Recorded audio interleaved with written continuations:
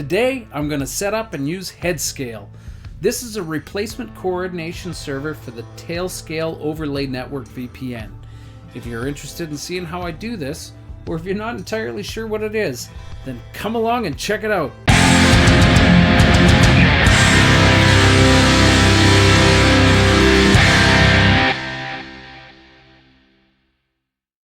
So chances are, if you're watching this video, you've got an idea of what Tailscale is or how it works. In case you're unfamiliar, Tailscale is a great program for setting up connections between computers, even if they're on separate networks or separate physical locations.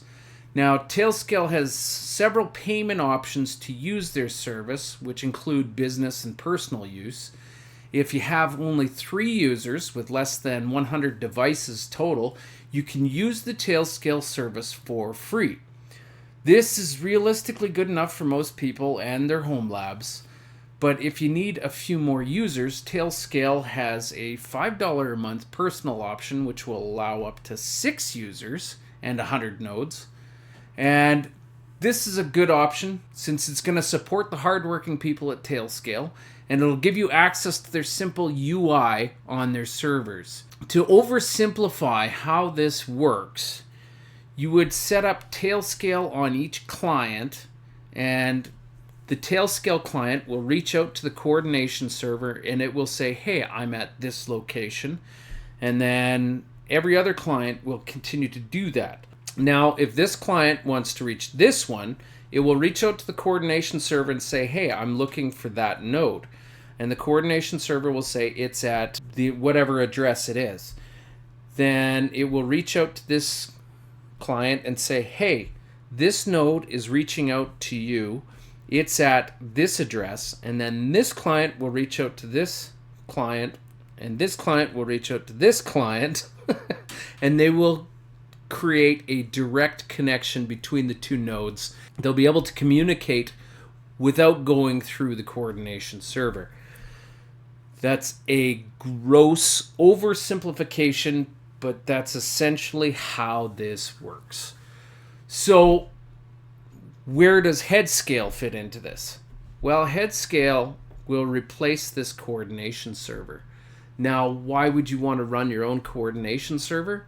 Well, there's a few reasons you might want to. Since the coordination server is the control plane for this virtual private network that's established, you may want to move away from their server since it's going to be an obvious attack vector for bad actors. I'm not suggesting that Tailscale servers are insecure, but they will be tested constantly. Plus, anyone who's extremely data conscious might not like the fact that Tailscale will be able to see which nodes are connecting to which nodes. So, Tailscale, while they won't be able to see what kind of traffic is going between the nodes, will be able to see which nodes are being connected to each other. That's not typically sensitive data, but if somebody is very conscious of what other companies can see, you may want to replace the Tailscale coordination server since there will be no information between Tailscale and the connections being established. So by hosting your own coordination server on a custom domain is less likely to be attacked since it will be an unknown service, and Tailscale will have zero information about what kind of connections are being created. So that's why you might want to run your own Headscale server. Plus, it will allow you to have a larger tailnet than what Tailscale will allow on the free tier or even the personal level tiers of Tailscale. Now, since this coordination server is going to need to be available to all clients that are going to be connecting, it makes sense to have this running on a VPS. So I'm going to create a new Linode on Akamai Connected Cloud, and I'm going to select a region that's fairly close to me, and I'm going to go with, let's go with Seattle. I'm going to choose Debian because that's my flavor of choice. And you've got several options on the Linode plans. I'm just going to go with a shared CPU with the lowest tier This will cost $5 a month to run, and it will be more than enough for this program. I'm going to call this one HS for Headscale Demo. You're going to have to give a root password for this. Use something really secure because this is going to be exposed to the public internet. So I'm going to give this one a super strong password.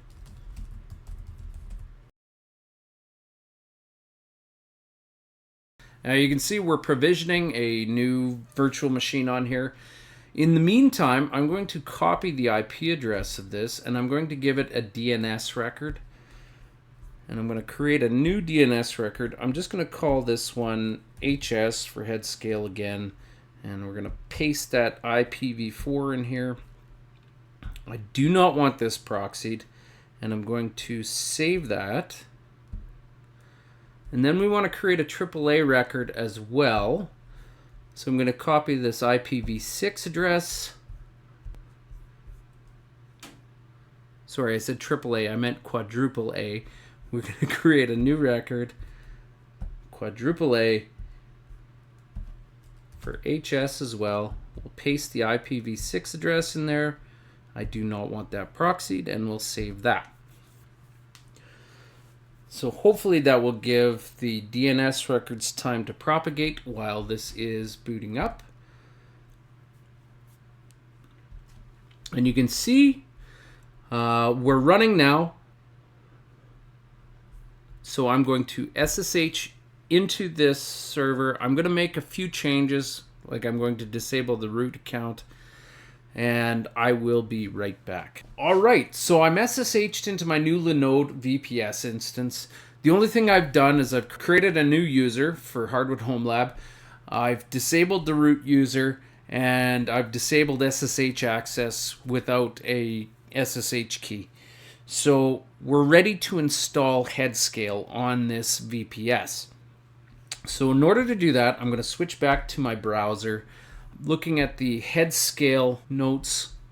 So in order to install the official release, it tells you to go to their GitHub page here, check for the latest version, and then use wget to copy it and install the deb file. This is a great way of installing it. The only problem with this is you're going to need to come back and keep an eye on their official releases to update Headscale whenever there's an update. If you're not okay with that, I've seen here there is a Headscale APT unofficial repository. You can go through and run these commands, and it will allow you to update via APT. So whenever you go into your VPS and run an APT update, or if you set up unattended upgrades, it will automatically keep your Headscale up to date. I would highly recommend this if you're not wanting to be so hands-on. For this tutorial, I'm just going to follow the official release guide on the Headscale website. So to see the releases, I clicked on the link that was shown there, and at the very top, there's a new release that was just released this morning, 2 hours ago. And I'm running this on an AMD 64 system, so I'm going to look for that Linux AMD 64 deb file, and I'm going to copy that link address. I'll switch back over to my terminal here, and in here I'm going to type in, wget, and I'm just going to paste in that address for the deb file. And that's just going to download it into my home directory here. And then to install that is simply sudo apt install Headscale, that Headscale file with the deb. I'll enter in my password. Now looking at the output, you can see it says that Headscale package has been successfully installed, but Headscale won't be running just yet. We're going to want to change a few things in the config file before we start up this service. So to do that, I'm going to use sudo vim etc headscale, and in here the config.yaml file. The server URL, we're going to want to change this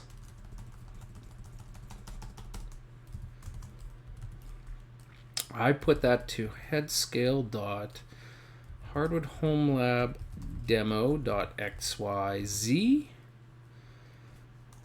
and that should be port 443.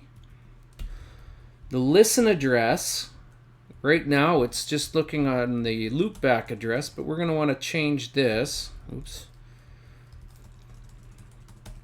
to 0.0.0.0, and this will be also on 443. These we don't want to change. These are going to be the IP addresses given to the hosts within the tailnet. We'll just leave that as is. We're going to enable the derp server. What this will do will allow our Headscale instance to facilitate a connection if for any reason the two nodes won't be able to connect directly. That will allow this server to act as a relay point. So for if any reason there's any UDP blocking on the firewall where the host resides, this will allow a TCP connection to the Headscale instance that will connect the two endpoints through this server. Down here in the TLS configuration, this is where we're going to put our settings for getting a TLS certificate from Let's Encrypt. Since I've got DNS pointed at the server, it should be easy enough. All we have to put in here is an Acme email. Make sure this is a legitimate email where Let's Encrypt can contact you. And then in the Let's Encrypt hostname here, you'll have to put in the domain that you've got. So that's the only thing that we have to change in here. As I carry on down, we'll come across the DNS section. Now this is where, when I was doing my demonstration, I had some issues. Magic DNS is a wonderful thing. What'll happen is every host that connects to your tailnet will get its own DNS address. And as it says here, it will be your host name at example.com. So you put in whatever domain you've got right here, and you can have it so that, say you've got a host called My Computer, you could go to mycomputer.yourdomain.com, and within the tailnet you'll be able to connect directly without having to know any IP addresses. I tried using this with Hardwood Home Lab demo.xyz, and Headscale does not like XYZ as the top level domain in here. So for this example, I'm actually just going to leave it at example.com because I think it will clearly demonstrate how we can connect between the hosts. But you should really change this domain to the domain that you own. So I think that's all I need to change in here. I'm just going to write that. And with those settings configured, I am all set to start up Headscale. So I'm going to run sudo systemctl enable headscale.service, and I'm going to give that a now flag. Sorry, I'm just taking a moment to deal with this. It says unable to resolve hostname HS, so that means that in the etc hosts file there is no HS in here, and it should be at the excuse me, and it should be at the end of this.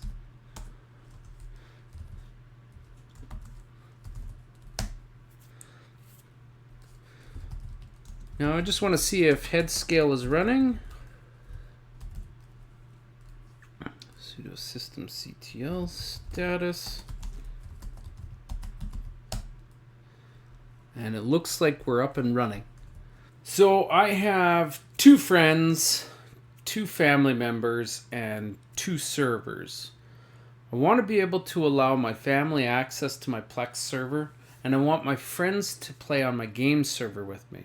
So now we need to create users for everyone to connect to the tailnet. There is a graphical UI that you can install for Headscale, but I'm just going to keep it real simple and run it all from the command line here.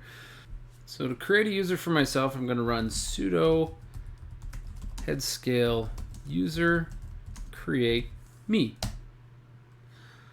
Now if we look at sudo headscale user list, you can see I have the very first user ID, and I'm going to go through this process and create users for everyone that's going to be connecting. Now unfortunately with this, you have to run that same user create command for every user. There is no way to do a batching or a group, but I've created all 5 users that are going to be on here. Now with my users created on Headscale, I'll be able to connect my clients back to the Headscale coordination server, but I won't be able to do that until I've got Tailscale installed on each node. So I'm going to switch over to my browser, and on here Tailscale has got a single line install script that I'm going to copy, and then I'm going to switch over to my game server and paste that command in here. I'm going to install curl, and then I'm going to run that command.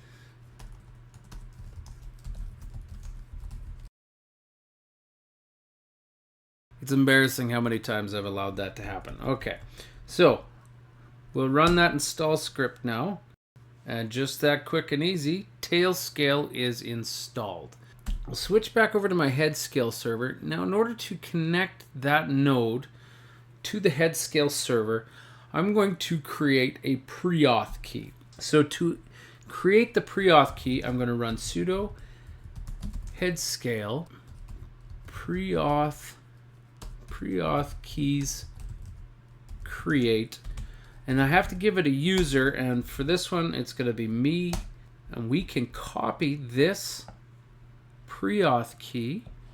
I'll switch back over to my game server, and in here to connect I want to run sudo tailscale up login server, and that's going to be https://hs.hardwoodhomelabdemo.xyz, the auth key, and then paste that right here. Now when I run this command, it's going to reach out to this URL and try and authorize with that auth key. Let's see what happens.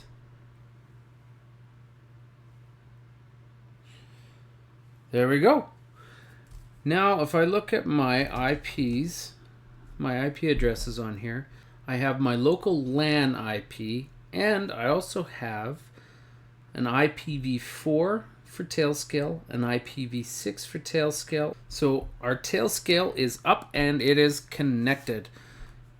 If I switch back to the Tailscale terminal, I'm going to run sudo headscale nodes list, and you can see my game server is connected and online. If I shrink this down, you can see, ooh, that's really small, but it makes it clear.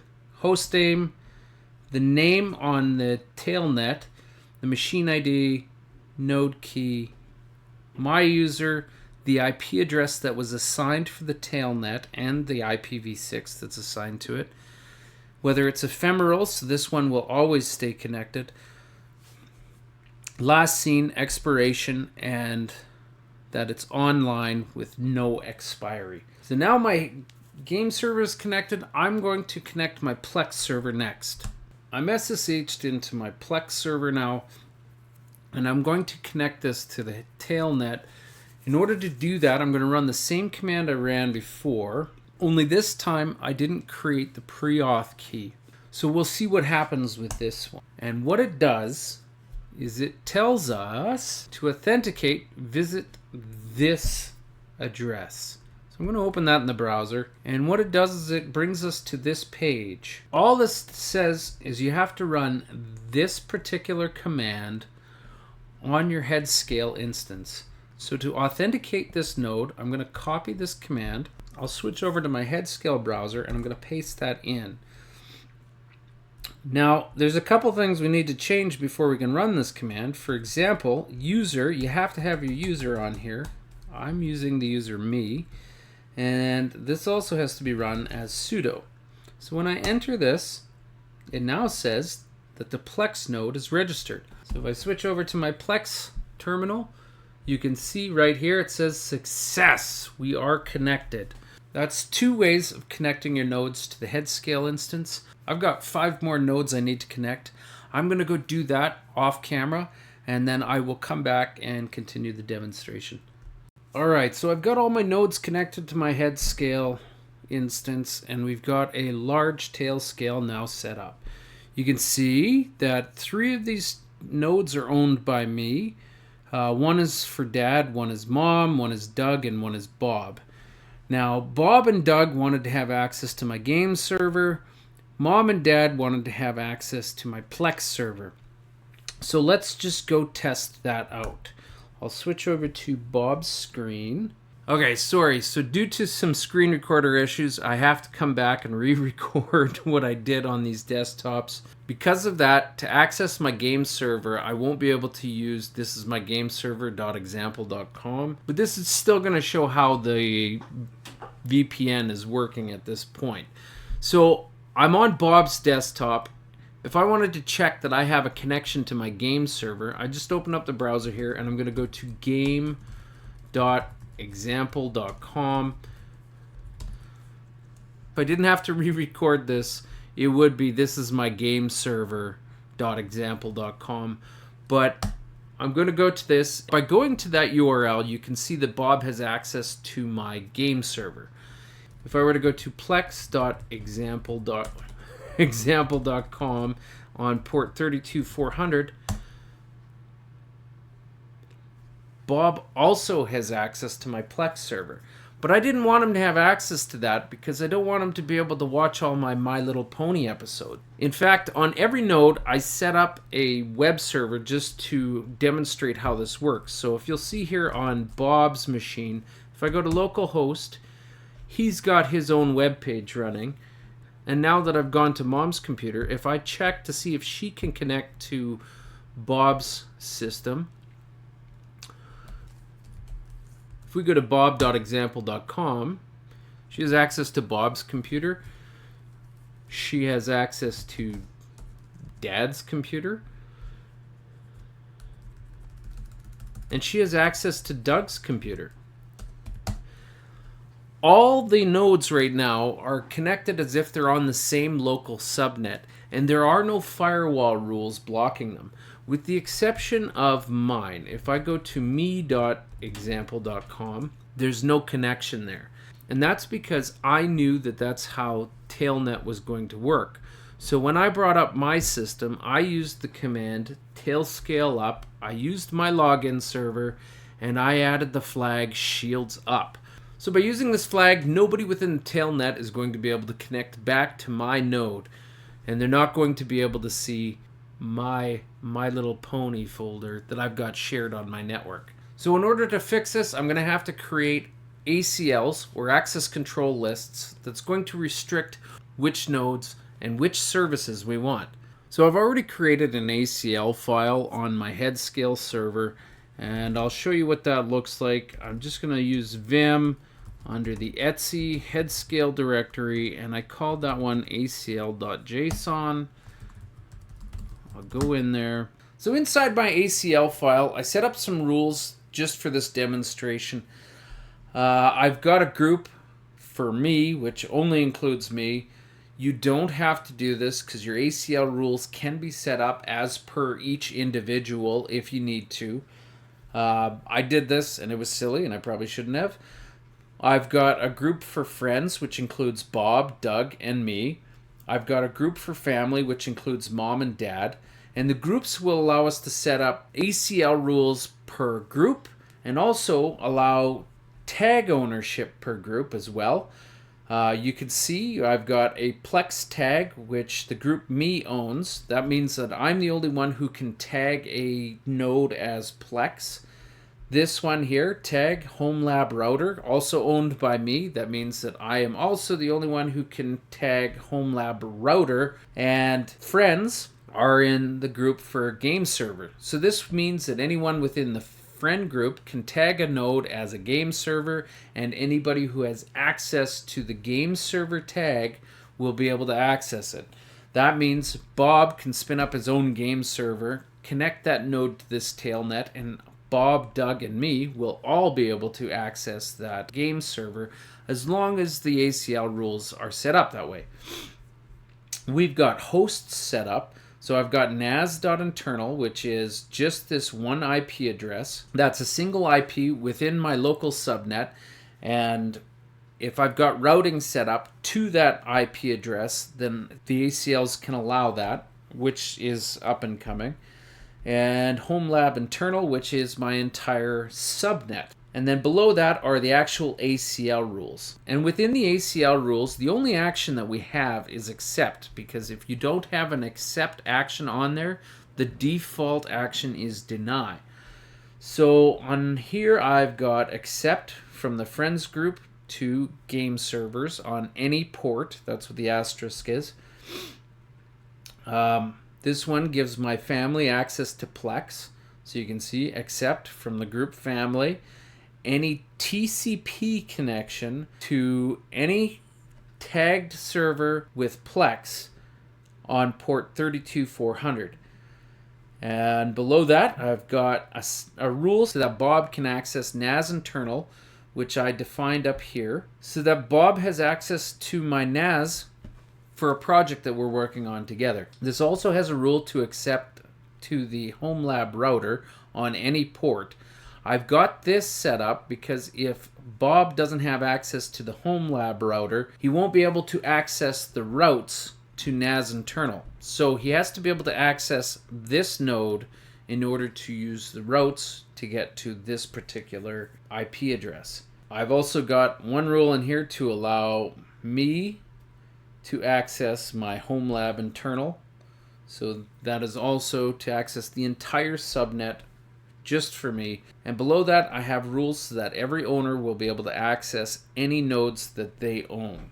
So that if Doug sets up a node within his own home lab, he will be able to access it, but nobody else will, unless it's got that game server tag. So this way, everyone can have their own little subnets within the tailnet, and they'll always be able to access their own nodes. So me can access anything owned by me, Bob can access anything by Bob, so on and so forth. Now, with these ACL rules in place, I need to apply it to my Headscale config file, and to do that, I'm just going to edit the etc headscale config.yaml, and right here under path, under the policy, I have to point to the path for that ACL file. That was under etc headscale acl.json. I will write and commit, and with the config file changed, I'll just need to restart the Headscale service. So sudo systemctl restart headscale.service. Now our ACL rules are applied. Now with those ACLs applied, I'll try connecting to some of the other clients. Mom.example, sure.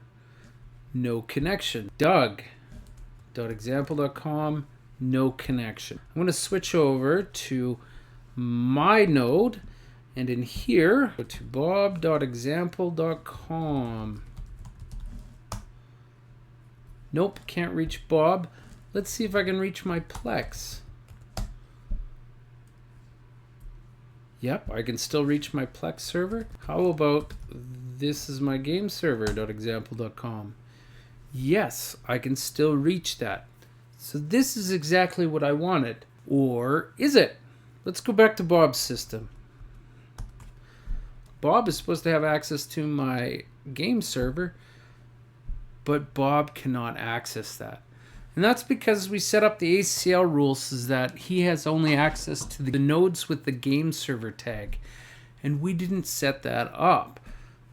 So, in order to give my friends access to the game server, we're going to have to add those tags. So I'm going to redo the tailscale up command on my game server, and I'm going to give it the tag game server this time. Now that that game server tag has been added, I should be able to access it from Bob's screen. So I'm going to go back to Bob's. Now here on Bob's screen, I'm just going to refresh this page. And he still cannot access it. Okay, so after doing a little bit of troubleshooting, I had to restart the Headscale service on my Headscale server. I'm not sure why. The ACLs were already in place. But after doing that, I can now access, this is my game server. I'll try plex.example.com.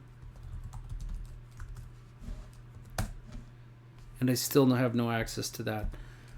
I shouldn't be able to get to mom. No. So my ACL rules are now in place. And let's see if Doug can access my game server, because they should both be able to. They can. And no access to Plex. So if I switch over now to mom's system, she still cannot access Plex. So I'm going to have to update my Plex server so that it advertises the right tag so that mom and dad can reach the Plex server.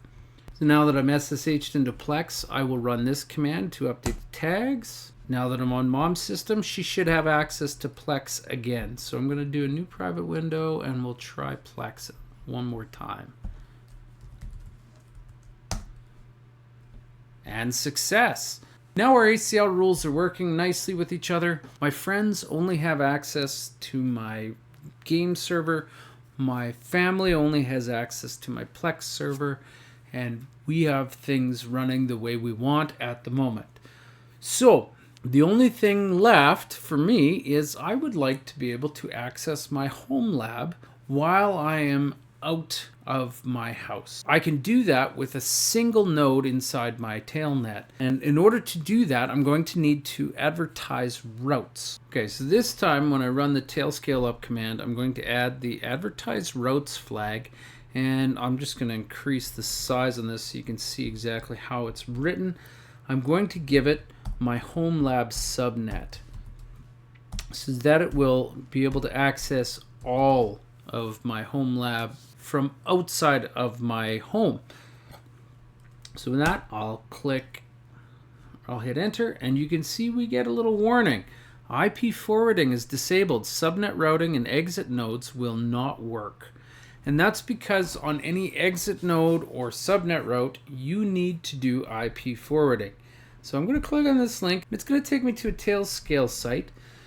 And in here, it tells you how to enable IP forwarding.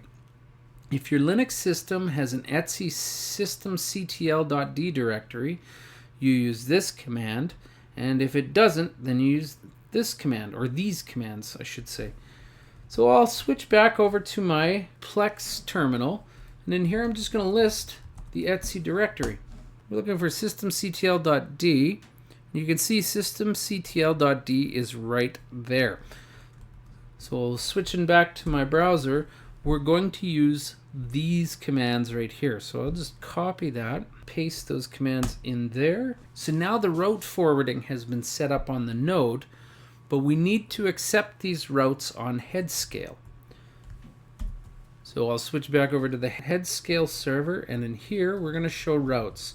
So sudo Headscale routes list.